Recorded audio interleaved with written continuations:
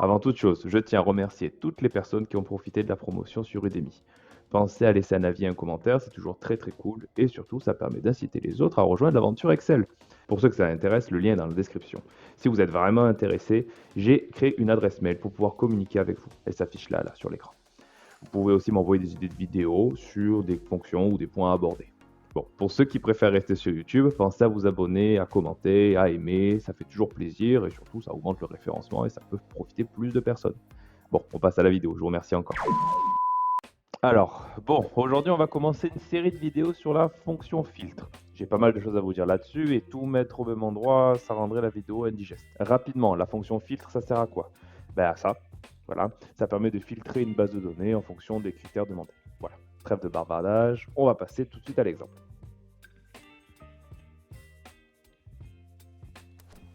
Bon, nous arrivons sur Excel. Je rappelle que le document est disponible dans la description. Ici, nous allons voir, comme d'habitude, la syntaxe. La syntaxe de la fonction filtre, qu'est-ce que c'est? Première chose, le tableau, c'est-à-dire la chose que vous voulez filtrer, donc généralement c'est un tableau. Deuxième chose, inclure, qu'est-ce que c'est? Eh bien ce sont les critères. Je veux inclure que l'électroménager, je ne veux inclure que le matériel domestique, etc. etc. Et si vide, qu'est-ce que c'est? Comme dans la fonction si erreur qu'on a pu déjà voir, si par hasard dans l'inclusion il n'y a rien qui est retourné, eh ben, on va écrire ce qui a marqué dans si vide. Ok? Voilà.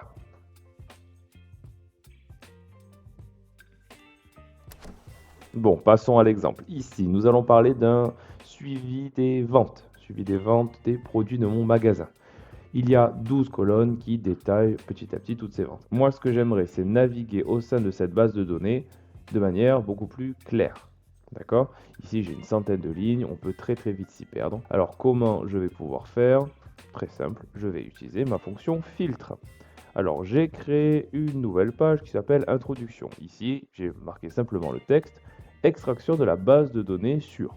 Et ici, j'ai fait une liste sur l'ensemble des catégories. Ok? Attendez, j'ai un petit mot qui traîne ici. Ici, du coup, j'ai envie de filtrer sur le mot électronique, la colonne E. Alors, comment je vais faire ça? Égal filtre, ouvrir la parenthèse. Le tableau, eh ben, c'est tout mon tableau, hein. D'accord? Tableau 2. Ensuite, mon inclusion, on a dit qu'elle devait être sur la colonne catégorie de produits qui devait être égale à B3. Et je peux fermer la parenthèse. Et voilà. Si je change ici vêtements, je vais avoir que les vêtements. Si je veux que ce soit un tout petit peu plus clair, je peux rajouter ici, par exemple, les en-têtes de colonne.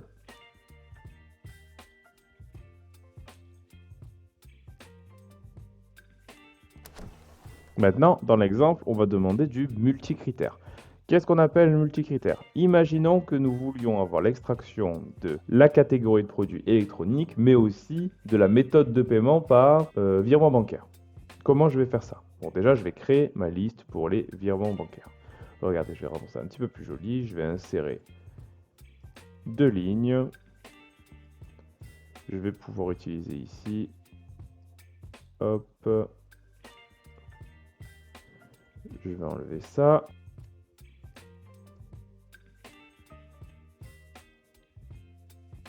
Si vous ne vous en rappelez pas, je vous mets le petit lien pour la vidéo sur les validations de données et les listes. Donc maintenant, on va voir pour avoir les deux critères à la fois. Donc on a dit qu'on voulait électronique et carte de crédit. Comment je vais faire ma fonction filtre?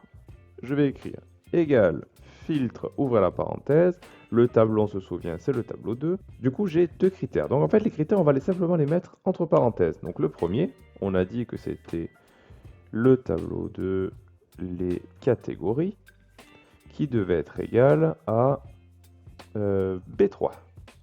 On ferme la parenthèse et ici pour avoir la fonction et, donc l'un, premier critère, deuxième critère, on va mettre une astérix, une étoile. Et du coup, on va pouvoir écrire du coup tableau 2, entre crochets, c'est moyen de paiement je pense, méthode de paiement. Et ça doit être égal à B4.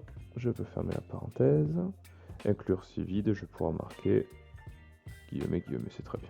Et voilà. Donc ici, j'ai que les cartes de crédit et que électronique, si je change ici, et si je change ici, je vais avoir toujours les deux critères qui sont pris en compte. Et ça, je peux en mettre autant que je veux, bien sûr.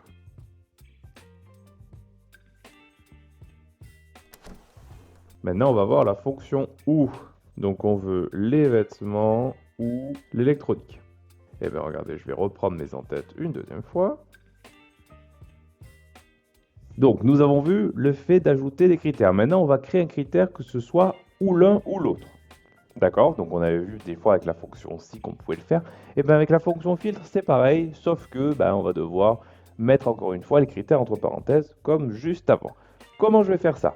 Je vais faire égal filtre, ouvrir la parenthèse. Nous filtrons tableau 2. D'accord? Vous pouvez le renommer la prochaine fois, il n'y a aucun problème. Qu'est-ce qu'on veut inclure?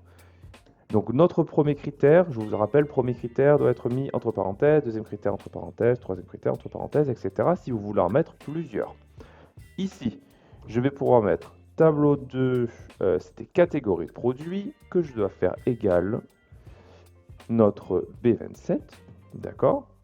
Je vais fermer la parenthèse, et si je veux avoir le critère OU, je ne vais pas mettre une étoile, mais je vais mettre un plus. Je sais, ça peut paraître fou, mais il y a des raisons logiques à ça, ne vous inquiétez pas.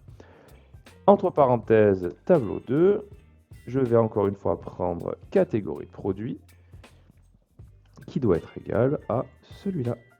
Je peux fermer la parenthèse, et je peux fermer l'autre parenthèse. Oh, pardon. Hop là. Donc là, nous avons électronique et vêtements. Voilà. Si je change, je veux électronique et électroménager, ça marche aussi. Si je veux électroménager et vêtements, ça marche aussi. Et voilà. Clap de fin. Bon, j'espère que ça s'est bien passé pour vous pour cette première partie, cette introduction. Dans la prochaine vidéo, on va voir qu'avec quoi on va pouvoir coupler notre fonction filtre. Bon, on se voit vendredi prochain du coup. Salut!